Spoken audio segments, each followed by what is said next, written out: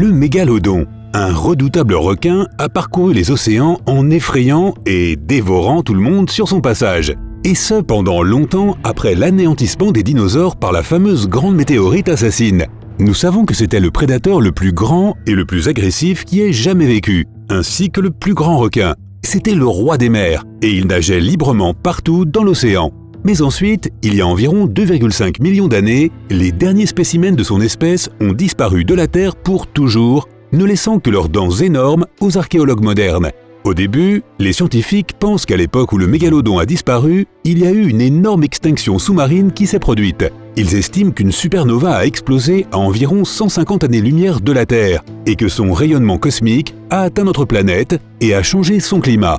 C'est tout à fait plausible en effet. Lorsqu'une étoile explose, elle dégage tellement d'énergie qu'elle se déplace pendant des centaines, voire des milliers d'années-lumière dans toutes les directions. Si une partie de cette chaleur avait bien frappé notre planète, elle aurait pu la réchauffer durablement, ce qui aurait rendu impossible la vie pour de nombreuses espèces animales, dont le mégalodon.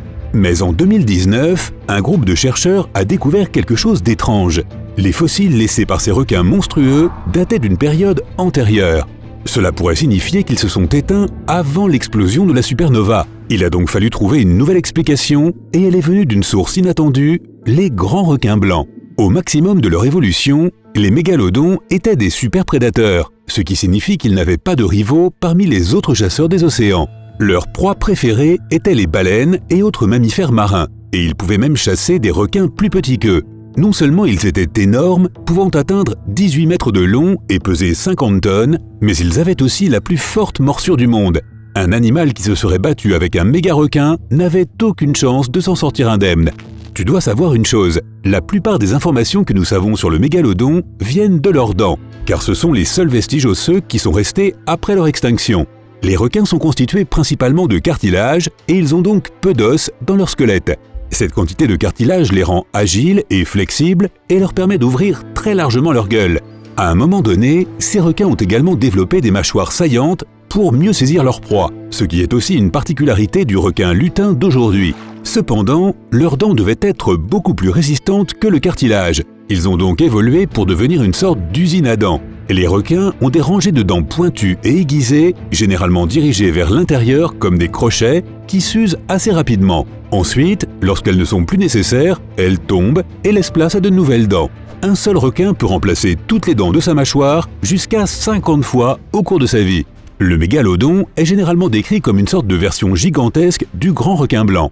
C'est une erreur courante car on a longtemps pensé qu'ils étaient apparentés. Mais en fait, le mégalodon ressemble plus à un requin bulldog de nos jours. Il avait un museau court, une mâchoire inférieure plate et des énormes nageoires très longues qui supportaient son poids. Et le plus important, c'est que les ancêtres des grands requins blancs actuels étaient contemporains des mégalodons. Ils ont coexisté. Mais une grande taille s'accompagne aussi souvent d'une grande maladresse. Certes, le mégalodon était énorme et puissant, mais du coup, il n'était pas agile comme les grands requins blancs, plus petits et plus rapides. Les chercheurs pensent qu'en fait, les grands requins blancs rivalisaient avec le mégalodon pour l'accès à la nourriture, et qu'ils étaient souvent plus efficaces comme chasseurs, car bien plus agiles. Ils ne pouvaient certes pas combattre ouvertement le mégalodon, mais étaient assez rapides pour attraper les proies qu'ils avaient repérées et les lui voler de vitesse.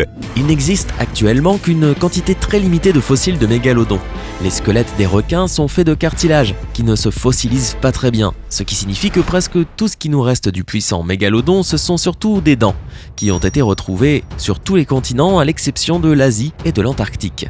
Étant donné que ces dents fossilisées se retrouvent presque partout, les scientifiques en ont déduit que le mégalodon voyageait à travers le monde entier. À partir de ces fossiles, les scientifiques ont tenté de dresser un portrait robot de ce à quoi pouvait ressembler ce super prédateur, ainsi que son mode de vie.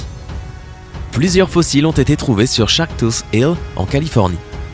C'est un lieu très populaire où les gens peuvent eux-mêmes creuser pour chercher des dents de requin fossilisées, en portant bien sûr des gants de protection. En effet, bien que certaines dents soient enterrées depuis plusieurs siècles, elles peuvent encore être assez tranchantes pour couper la peau. Et en parlant de dents, rien que son nom en dit long. Mégalodon signifie grande dent. La plupart de ces dents mesuraient de 10 à 13 cm de long, et la plus grande dent jamais retrouvée mesurait même 19 cm. Elle a été découverte au Pérou. Avec une taille aussi exceptionnelle, ce genre de fossile est très précieux. Une dent de mégalodon bien conservée de 18 cm peut se vendre jusqu'à $50 000. Mais si tu as une petite dent dans ta collection, ne t'attends pas à en tirer une grosse somme d'argent. Les petites dents de mégalodon ont très peu de valeur. Ces dents n'étaient pas seulement énormes. Afin de se nourrir de proies à sa taille, le mégalodon disposait d'une impressionnante mâchoire comptant pas moins de 276 dents réparties sur 5 rangées. La plupart des dents fossilisées qui ont été retrouvées présentent une usure importante, et certaines d'entre elles étaient même complètement cassées suite aux morsures sur les os de proie. Ces 5 rangées de dents servaient donc de réserve de secours pour que le mégalodon ne manque jamais de dents. Dès qu'il en perdait une autre la remplaçait et ainsi de suite. De cette manière, notre super prédateur pouvait satisfaire son appétit d'ogre sans arrêt. Les mégalodons avaient aussi un incroyable sens de l'odorat. On dit souvent que les requins peuvent sentir une goutte de sang à travers l'océan. Ce n'est pas un mythe. C'est vrai, même si c'est un peu exagéré. Les requins ont un grand sens de l'odorat et peuvent détecter du sang à une distance de 400 mètres. Donc, avant d'aller nager, assure-toi que tu n'as pas de blessures ou d'égratignures ouvertes. Cela te protégera non seulement toi, mais aussi les autres personnes qui se baignent sur la plage. Lorsqu'un mégalodon détecte une odeur de sang, il passe en mode chasse. À partir de ce moment-là, il n'y a plus grand-chose qui puisse vraiment l'effrayer. Maintenant, regarde ces appâts de pêche. Ils scintillent de toutes les couleurs, on ne voit que. Un mégalodon est comme n'importe quel chasseur. Il est attiré par ce qui brille. Alors enlève tous tes bijoux avant d'aller nager. Sinon, tu risques de devenir une version humaine d'un appât de pêche. Imagine que tu fais de la plongée sous-marine et que tu admires un magnifique récif de corail. Des poissons de couleur nagent tout autour de toi. Mais soudain, tous les habitants du récif s'échappent à la nage ou filent se cacher. En moins d'1 seconde, le récif est vide. C'est un signe évident qu'un grand prédateur se trouve quelque part à proximité.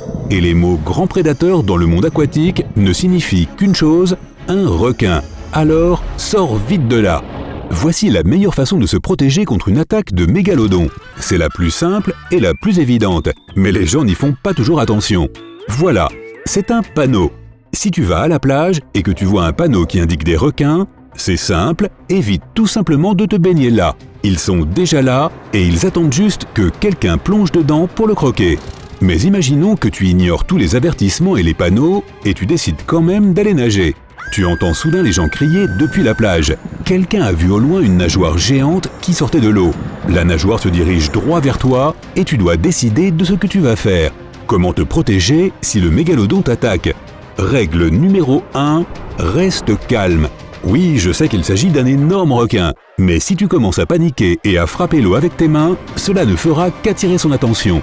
Essaie d'atteindre un bateau ou un groupe de personnes. Fais-le aussi calmement que possible. Si tu es complètement seul, tu peux essayer de ne pas bouger du tout. Normalement, les requins essaient de mordre les gens. S'il s'agit d'un requin ordinaire, il y a des chances que ce ne soit pas trop grave. Une fois qu'il t'aura goûté, un requin normal décidera probablement de te laisser tranquille.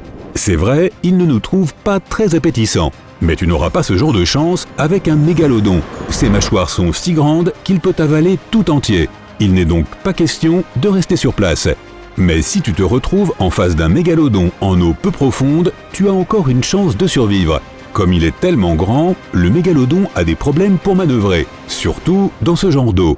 Ainsi, s'il rate son premier coup, il devra faire une deuxième tentative, comme un pilote qui essaie de faire atterrir un avion. Cela te donnera le temps d'arriver sur la plage pour te mettre en sécurité.